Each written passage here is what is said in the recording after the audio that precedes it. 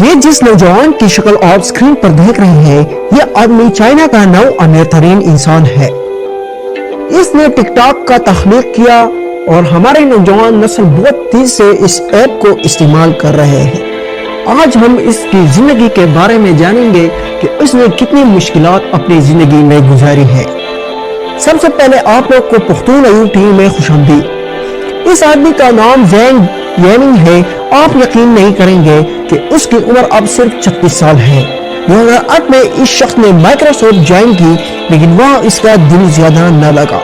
پھر اس نے پینپو نامی کمپنی جوائن کر دی، لیکن یہ کمپنی چل نہیں سکی، لیکن زینگ مایوس ہو گیا۔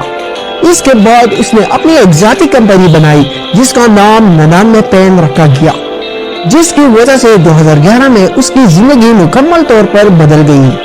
زینگ نے نوٹس کیا کہ دنیا میں کمپیوٹر سے زیادہ لوگ موبائل کا استعمال کرتے ہیں۔ اس چیز کو ذہن میں رکھتے ہوئے زینگ نے 2012 میں بائٹ ڈانس اور کمپنی بنائی۔ یہ وہ کمپنی تھی جس سے ٹک ٹاک ایپ وجود میں آئی۔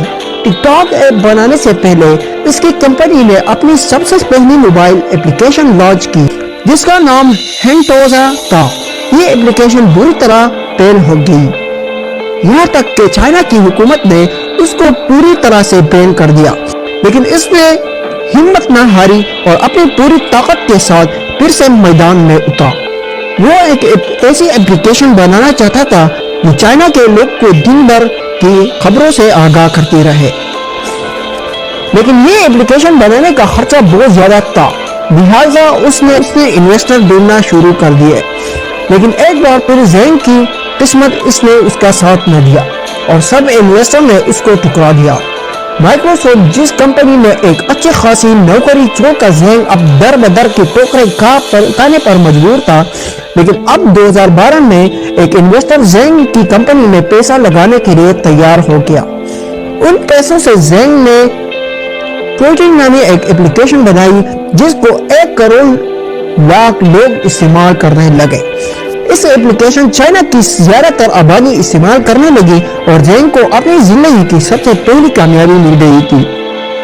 اب آتے ہیں حالیہ دور کی مشہور ایپلیکیشن ٹک ٹاک کی۔ ستمبر 2016 میں زینگ کی کمپنی ٹرین نامی ایک ایپلیکیشن بنائی۔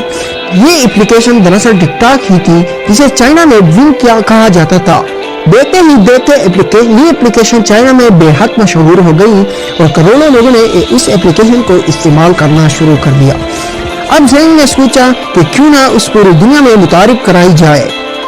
اس وجہ سے 2017 میں ٹک ٹاک کے نام سے پوری دنیا میں لانچ کر دی گئی، لیکن اس وقت ٹک ٹاک سے ملتی جلتی ایک اور ایپلیکیشن دنیا میں پہلے ہی موجود تھی اور پہلے سے بھی مشہور بھی تھی، جس کا نام میوزکلی تھا۔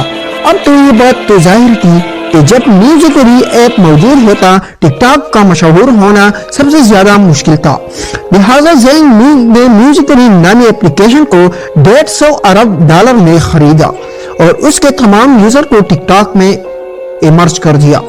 اس کا مطلب دنیا میں ٹک ٹاک کا اب کوئی بڑا کمپیٹیٹر موجود نہ تھا۔ آج ٹک ٹاک 75 زبانوں میں اویلیبل ہے اور دنیا کے مشہور ترین ایپلیکیشن میں شمار ہوتی ہے۔ اس ایپلیکیشن سے زینگ اب چائنا کا 9واں امیر ترین انسان بن چکا ہے اور اس کی دولت کی مالیت $13 ارب ہے، جو پاکستان کے بنتے ہیں 2000 ارب روپے۔ امید ہے کہ آپ لوگ کو یہ ویڈیو اچھی لگی ہوگی۔ اگر آپ لوگ اس چینل پر نہیں ہیں، پلیز اس چینل کو سبسکرائب کر دیجئے اور ہمارے فیس بک پیج کو فالو کر دیجئے تاکہ آپ لوگ کو اس طرح نئی ویڈیو مل سکے۔